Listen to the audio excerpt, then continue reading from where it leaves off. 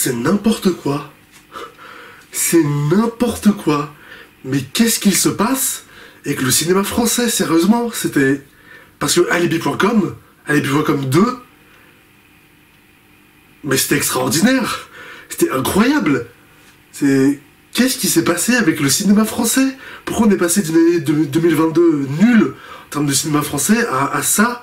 Au début de l'année, en à peine 2 mois, il y a déjà 3 films français géniaux que j'adore, qui vont peut-être être dans mon top.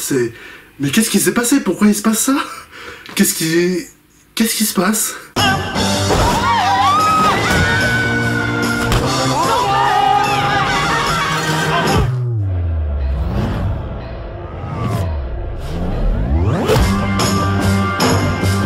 Profite de cette journée.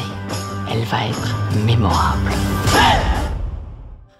Non, bon, en vrai, j'exagère un peu, En vrai, il y a peut-être une explication à ça, c'est que si on se faisait bien dans ma vidéo de l'année dernière qui fêtait les 6 ans de ma chaîne, je revenais un peu sur le bilan du box-office en France au cinéma en 2021, parce qu'en 2021, on n'avait pas eu une année complète à cause du Covid, et donc du coup, je disais que, en gros, en 2020, 2021, 2022, on allait nous ressortir tous les films qui auraient dû sortir entre mars 2020 et mai 2021, même si on en a sorti quelques-uns en 2020, il n'y a pas tout qui a été sorti.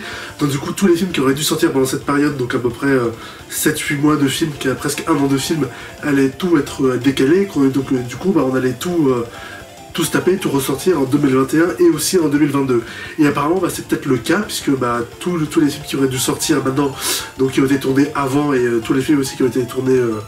tous les qui ont été tournés avant, donc on a été ressortis maintenant.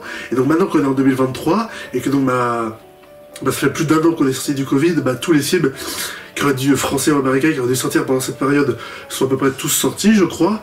Et maintenant, on se met vraiment à avoir les films français et américains, donc, qui ont été produits et tournés en 2020 ou en 2021, donc à partir de 2021, donc après le Covid, quoi, donc après la crise, donc où tout commençait à redevenir à peu près normal. Et donc du coup, on allait recommencer à avoir enfin plein de bons films de qualité, sans limitation ou sans report. Et c'est juste ma théorie personnelle, hein, mais je pense que c'est peut-être ça, puisque là, honnêtement, on est en février, on a eu que des films français incroyables, enfin, pas tous, mais ceux que j'ai critiqués en tout cas, je les ai trouvés incroyables. Et là, le retour de la Bande à Fifi, donc de Philippe Lachaud et toute son équipe, avec Elodie Fontan, Tarek Boudali et Julien Arruti, qui reviennent avec donc la suite d'Alibi.com qui était sortie en 2017, 6 ans après Alibi.com 2. Et j'ai surkiffé, j'ai surkiffé. Le premier Alibi.com, il était vraiment très très cool, j'avais beaucoup aimé, il y avait toujours cet humour chez eux que j'adore, à savoir le comique de situation, les gags visuels et les gags cartoonesques. Là, c'est ce qu'on a vraiment dans tous leurs films. Et là, ça revient aussi totalement dans Alibi.com 2, mais ils ont vraiment poussé le truc au max, quoi, parce qu'ils ont largement plus d'idées que dans Alibi.com, et aussi que dans Super Héros Malgré Lui, sorti l'année dernière, qui m'avait beaucoup déçu quand même, hein, où il y avait quelques bonnes idées, mais où j'étais quand même, je restais sur ma faim, quoi, j'étais quand même assez déçu. Là, pour cette suite-là, c'est honnêtement, Alibi.com 2, je crois vraiment que c'est peut-être l'une des meilleures comédies que j'ai vues de ma vie. Mais vraiment, si j'ai un top 10 de mes comédies préférées de tous les temps, Alibi.com 2 est dedans, quoi. Mais vraiment, c'était incroyable. Le film, je crois, il dure 1h40 ou 1h50, il doit durer un peu moins de 2 heures, 1h40.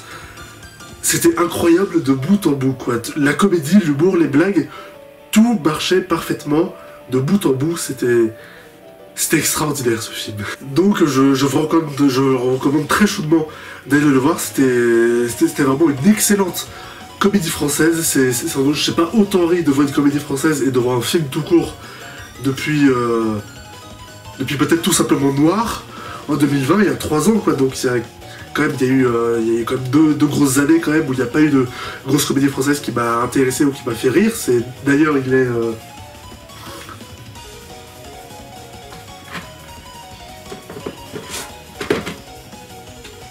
il est là. Ça y est, je l'ai en DVD, il fait partie de la collection. Oui, je voulais le sortir juste parce que je l'aime beaucoup, j'adore, mais voilà, je l'ai enfin en DVD. Donc pour en venir à Alibi.com, c'était vraiment ultra cool, quoi. Le film dure 1h40, il y a peut-être un gag pas à chaque minute, mais peut-être toutes les 2 minutes, il y a un gag, quoi.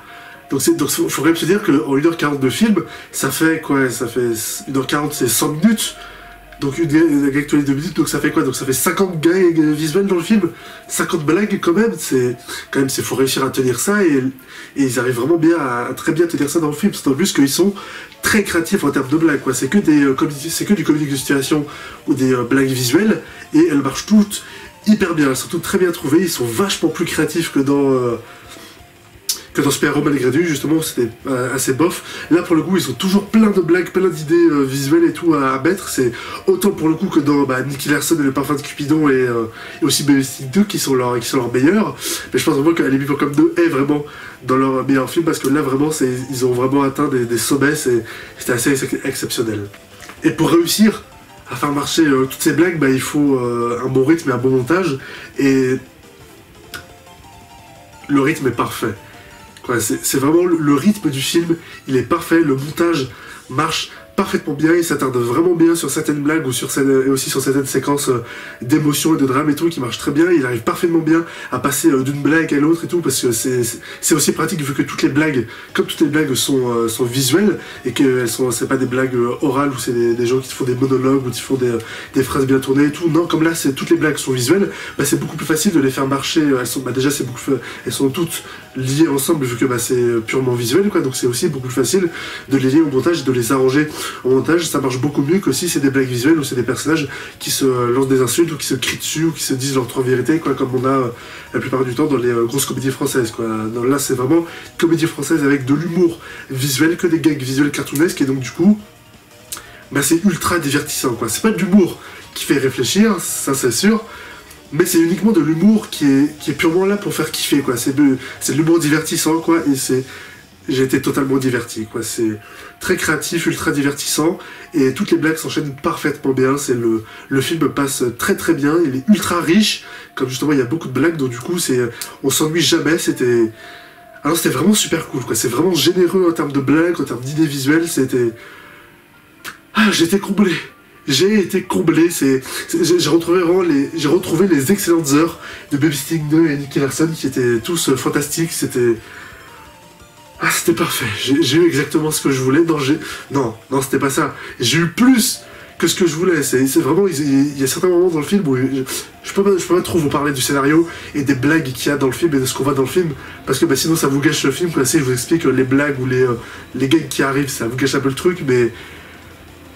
ils sont allés tellement loin, certains moments, ils sont allés tellement loin dans certains trucs, c'était incroyable. Et c'était génial.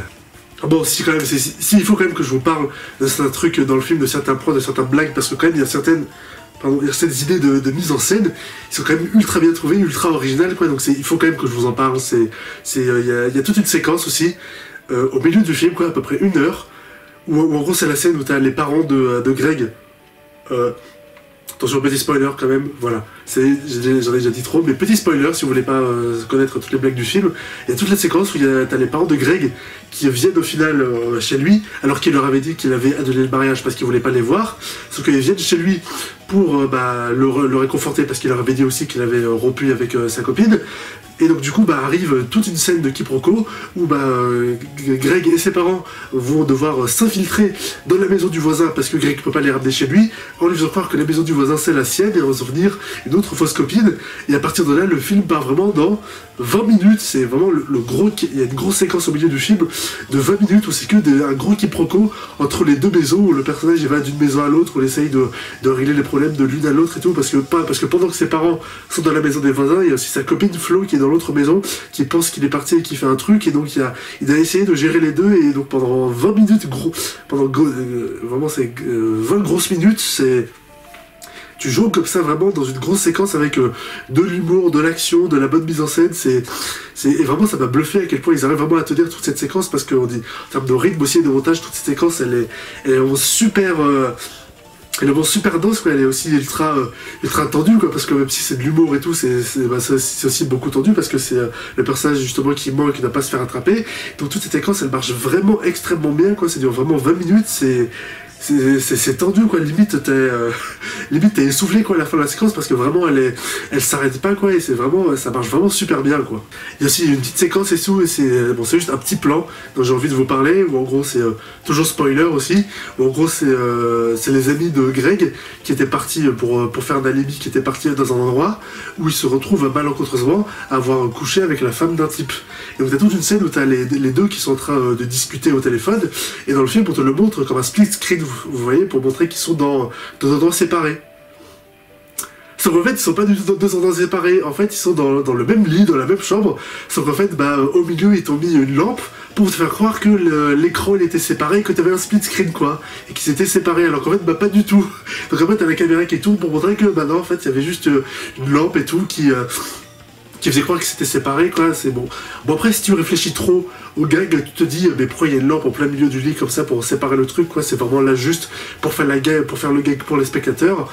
Sauf qu'en fait, oui, quoi, c'est du cinéma, c'est du spectacle, tout est fait pour faire des blagues pour le spectateur, quoi. Donc oui, c'est pas très réaliste ou logique que la lampe soit là, c'est pas vraiment crédible, quoi, qu'elle soit au milieu de la chambre, mais après, c'est une comédie qui se veut pas réaliste, mais en plus c'est du cinéma quoi, tout est fait, toutes les blagues sont faites pour les spectateurs, pour le public quoi, et donc du coup quand tu vois cette scène, tu t'y attends un peu le truc où en fait ils sont dans la même pièce, mais du coup je m'attendais pas du tout au truc où en gros c'est le vieux split screen, enfin vous savez la barre du split screen qu'on a, en fait elle n'était pas vraie, c'était un vrai objet du décor, mais on l'a mis là pour faire croire que c'est un split screen quoi, et donc c'est quand t'as la scène où on te montre qu'au final c'est pas un vrai split screen, c'est ultra marrant, c'est ultra bien fait, et en termes de cadrage aussi c'est une très bonne idée. Pareil aussi, si faut que je vous en parle, c'était trop drôle, spoiler aussi, c'était une scène en gros où les parents de Flo, donc Elodie Fontan, viennent de se faire cambrioler, donc ils se font interviewer à la télé, et vous savez dans tous les reportages télé, quand t'as des personnages quand t'as des personnes qui veulent pas dévoiler leur identité, mais en foutent leur visage, du coup là il y a le père de Flo qui se fait interviewer, qui a le visage flouté, donc on voit pas son visage, sauf que les journalistes le filment devant un mur où il y a un cadre photo avec sa tête, du coup tu le vois, t'as son visage flouté, mais t'as sa vraie tête qui est derrière sur le cadre photo. Et tu vois ça, tu fais, non mais... Les journalistes, mais quel con, tu vois. Tu vois ça, tu fais, non mais... Oh là là.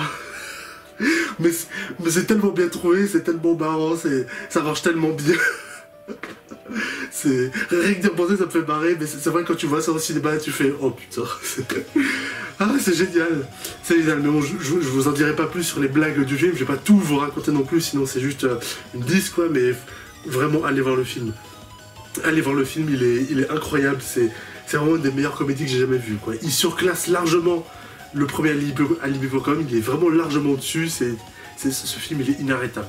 Il est inarrêtable, quoi. C'est surtout à la fin, donc pendant la séquence du mariage, quoi, donc l'acte final, c'est pendant un moment le film, il part vraiment, et pendant une demi-heure à l'acte final, c'est des blagues, des gags visuels non-stop comme ça, de l'humour, des comédies, de l'action comme ça, non-stop et tout s'enchaîne parfaitement bien, le rythme est parfait, et tout s'enchaîne bien et tout, et le film vraiment il est inarrêtable. Inarrêtable, t'as des blagues tout le temps, t'as des gags tout le temps, tu peux jamais te reposer, tu rigoles tout le temps, c'était ouf. C'était complètement ouf, c'était génial, quoi. Et sérieusement, c'est message à la bande à Fifi, mais s'il vous plaît, je veux Nicky Larson 2. Et je veux aussi Babysitting 3, quoi. Surtout Babysitting 3. Et aussi Nicky Larson 2, quoi. Mais je veux les deux, en fait. Nicky Larson 2 et Babysitting 3, s'il vous plaît. C'est vraiment, j'en ai besoin. J'en ai besoin de ces films, je veux Babysitting 2, enfin Babysitting 3 et Nicky Larson 2, quoi. J'ai besoin de ces films, j'ai besoin de ma dose, quoi, s'il vous plaît. J'ai envie de voir ça. Et voilà, c'est donc dans le rire, la joie et la bonne humeur que s'est remis ma critique de Alibi.com 2. Fantastique, c'était incroyable, c'était vraiment incroyable. Allez le voir, courez le voir, volez le voir même, c'était génial, quoi. Likez ma vidéo si ça vous a plu et commentez-la pour me dire ce que vous avez pensé du film. Et partagez ma vidéo sur les réseaux sociaux. Et abonnez-vous pour ne pas manquer mes prochaines vidéos. Salut!